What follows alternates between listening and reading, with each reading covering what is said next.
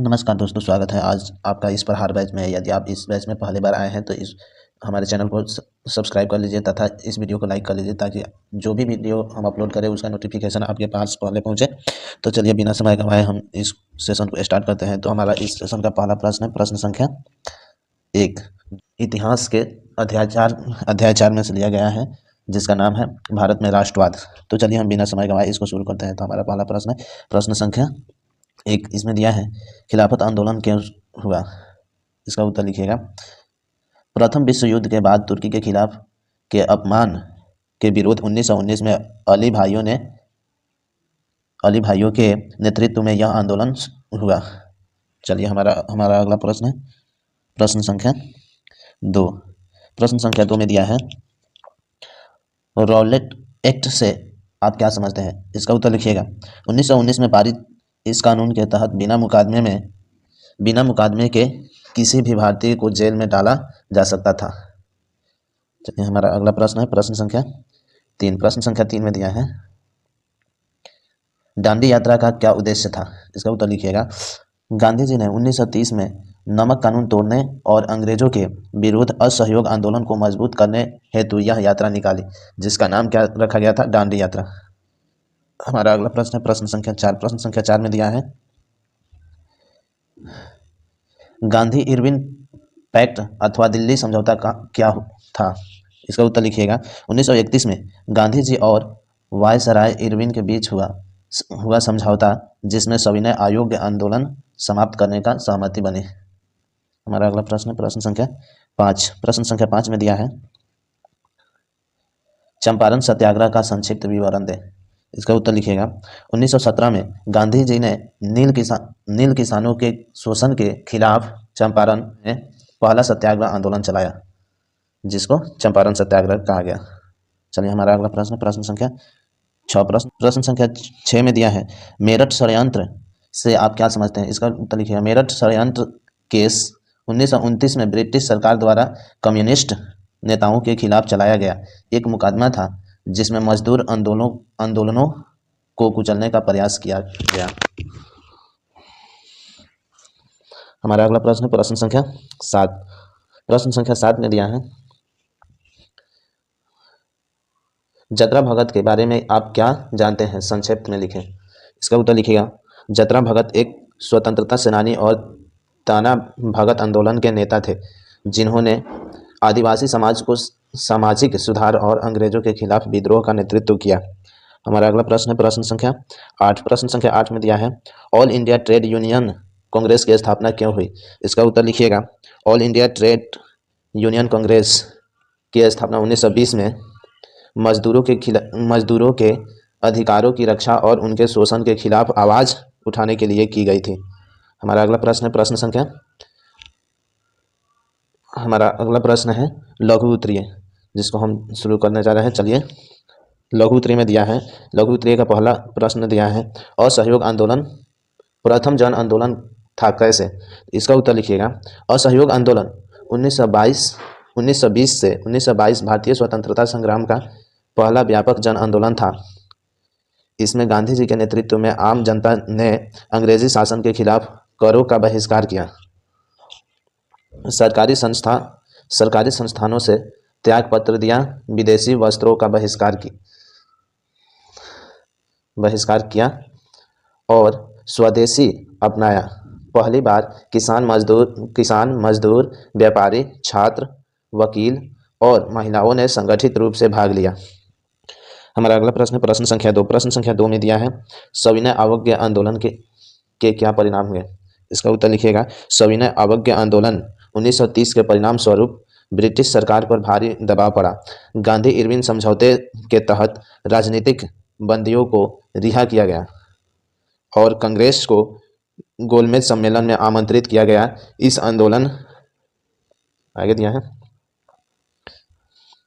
इस आंदोलन ने जनता में आत्मनिर्भरता और स्वतंत्रता की भावना को मजबूत किया तथा भारतीय राजनीति में गांधी जी के नेतृत्व को और सशक्त किया। हमारा अगला प्रश्न है, प्रश्न संख्या 3। प्रश्न संख्या 3 में दिया है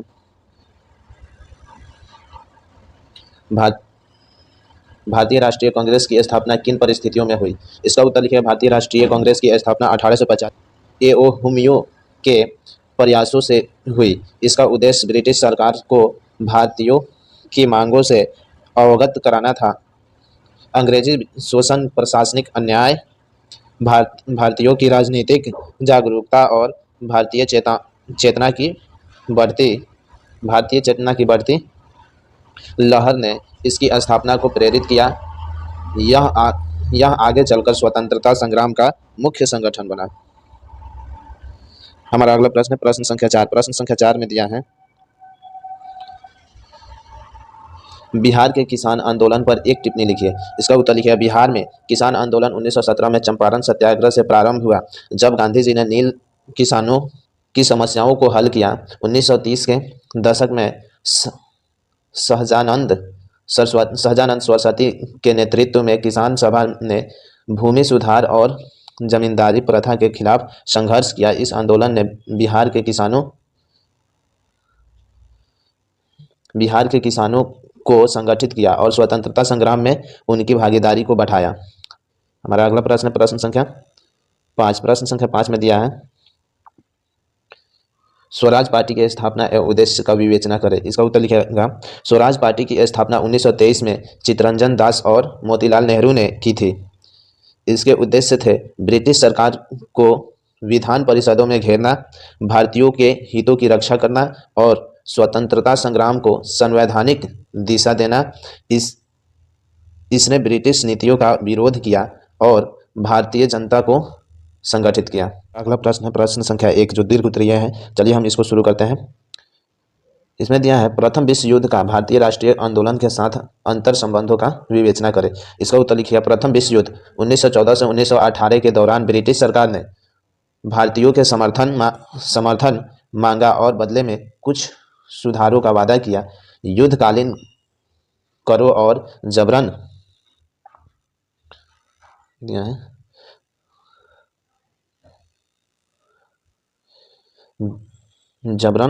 सैनिक भर्ती ने भारतीय जनता को नाराज किया। महंगाई बढ़ी, जिससे असंतोष फैला। हमारा अगला प्रश्न है प्रश्न संख्या, इसी में क्या दिया है, कुछ और इसमें क्या है, चलिए इसमें। युद्ध के बाद मॉन्टेग्यू चेम्सफोर्ड सुधार लागू हुए, लेकिन वे असंतोषजनक थे। रॉलेट एक्ट 1919 और जालियांवाला बाग हत्याकांड ने राष्ट्रीय आंदोलन को तेज किया।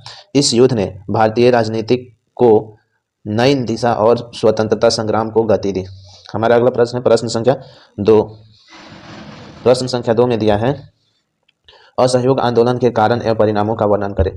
इसका उत्तर लिखिएगा। असहयोग आंदोलन शुरू करने के पीछे मुख्य कारण थे 1919 का रॉलेट एक्ट, जालियांवाला बाग हत्याकांड, खिलाफत आंदोलन और गांधी जी का स्वराज प्राप्ति का आह्वान। इसके परिणाम स्वरूप भारतीयों ने सरकारी नौकरियों, स्कूलों, अस्पतालों और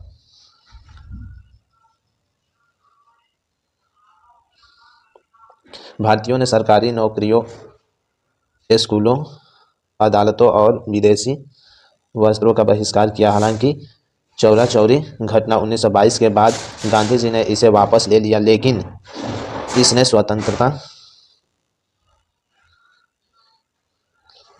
इसने स्वतंत्रता संग्राम को व्यापक रूप से प्रभावित किया। हमारा अगला प्रश्न है प्रश्न संख्या 3। इसमें दिया है, सविनय अवज्ञा आंदोलन के कारणों का विवेचना करें। इसका उत्तर लिखिएगा। 1930 में नमक कानून के विरोध में गांधी जी ने सविनय अवज्ञा आंदोलन शुरू किया। इसके कारण थे ब्रिटिश आर्थिक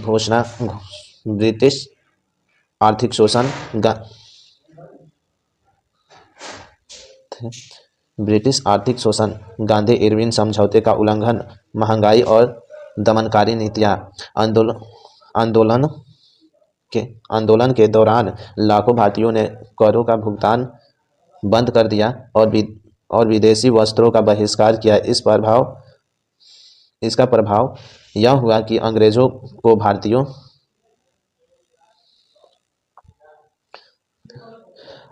भारतीयों की शक्ति का एहसास हुआ और आगे चलकर भारत छोड़ो आंदोलन की नींव पड़ी। हमारा अगला प्रश्न है प्रश्न संख्या 4। प्रश्न संख्या 4 में दिया है, भारत में मजदूर आंदोलन के विकास का वर्णन करें। इसका उत्तर लिखिएगा। भारतीय मजदूर आंदोलन 19वीं शताब्दी में भारतीय मजदूर आंदोलन 19वीं शताब्दी में प्रारंभ हुआ, लेकिन 1920 में इसकी गति बढ़ी। 1919 में अहमदाबाद मिल हड़ताल और 1920 में ऑल इंडिया ट्रेड यूनियन 1920 में all India trade union Congress की स्थापना इस आंदोलन के प्रमुख पड़ाव थे। यह आंदोलन मजदूरों के अधिकारों, वेतन वृद्धि, काम के घंटे तय करने और शोषण के खिलाफ संघर्ष के लिए किया गया। इसका अगला प्रश्न है प्रश्न संख्या 5। प्रश्न संख्या 5 में दिया है, भारतीय राष्ट्रीय आंदोलन में गांधी जी की भूमिका का विवेचना करें। इसका उत्तर लिखिएगा। गांधी जी भारतीय स्वतंत्रता संग्राम के सबसे प्रमुख नेता थे। उन्होंने चंपारण, खेड़ा और अहमदाबाद मिल मजदूर आंदोलन से शुरुआत की। असहयोग आंदोलन, सविनय अवज्ञा आंदोलन और भारत छोड़ो आंदोलन के माध्यम से उन्होंने अंग्रेजों के खिलाफ संघर्ष किया।